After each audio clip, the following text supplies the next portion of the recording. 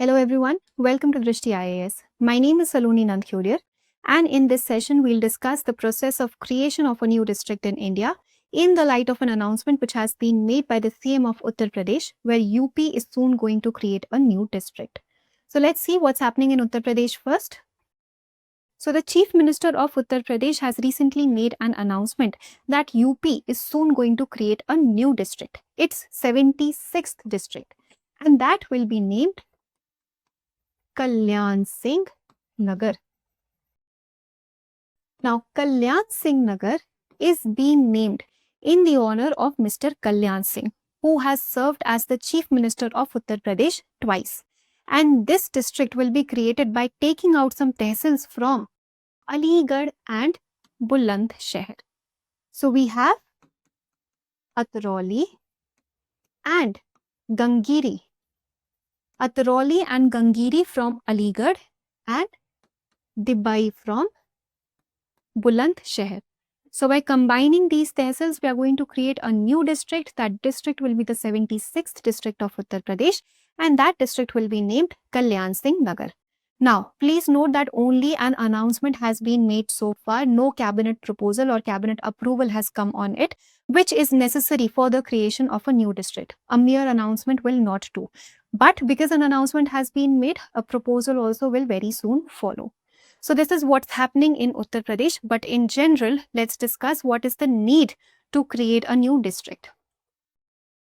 What do you think can be some possible reasons for the creation of a new district in any state?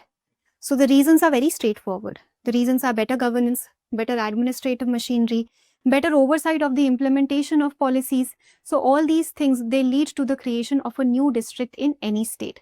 And then there are also some prerequisites. Let's say the area has become very large or the population has increased. So usually the proposed new district should have a population of at least 2 lakhs. Now this number can vary depending upon the area, but it should be at least 2 lakhs. Apart from this, that proposed district should also have adequate irrigation and connectivity facilities. So that area should be well connected, it should be well irrigated so that agricultural activities can also sustain. When all these things are there, then a district can be proposed to be created. Now, who has the power to create a new district in India? Is it the center or is it the state governments? It is the state government.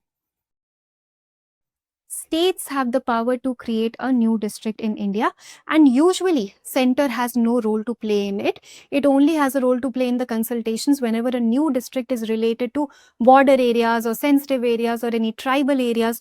Only then consultations will with the center will happen. Otherwise, by and large, it is the responsibility of the state government. States have the power to carve out a new district in any state. And states also can do so in 2 ways. The first way is by passing an executive order.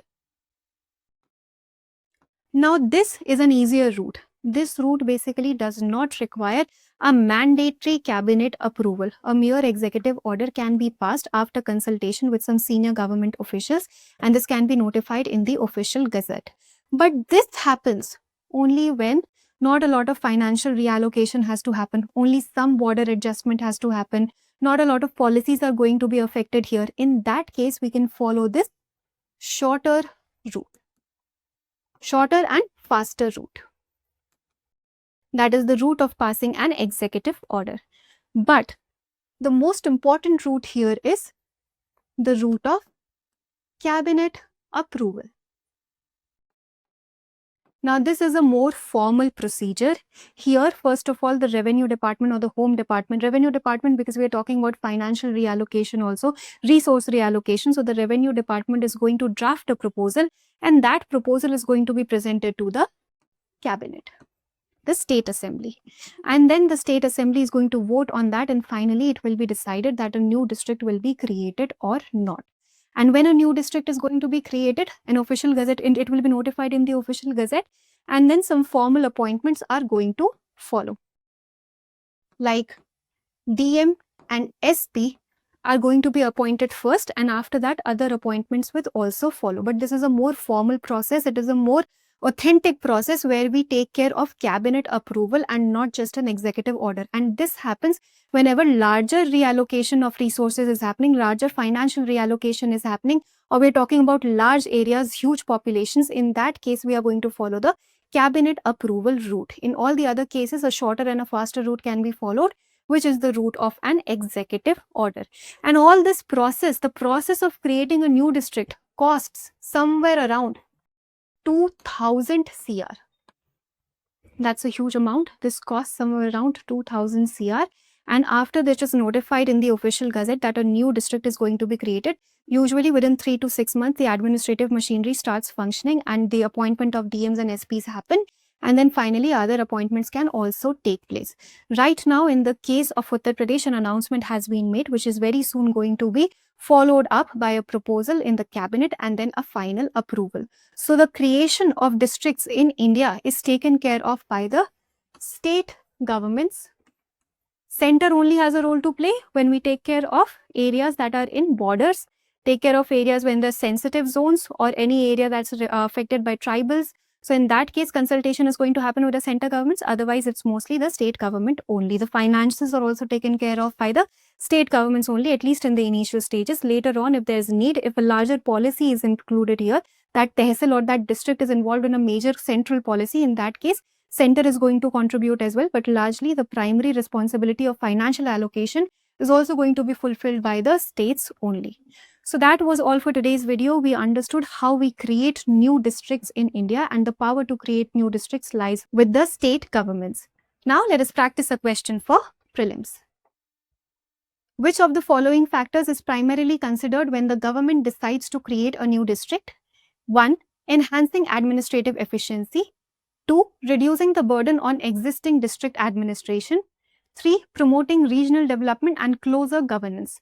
Which of the statements given above is or are correct? A. 1 only. B. 2 only. C. Both 1 and 2. D. 1, 2 and 3. Please attempt this question and provide your answers in the comment section, and we will meet in a new video. Thank you for watching. For more informative content, like, share and subscribe, and do not forget to press the bell icon to get the notifications.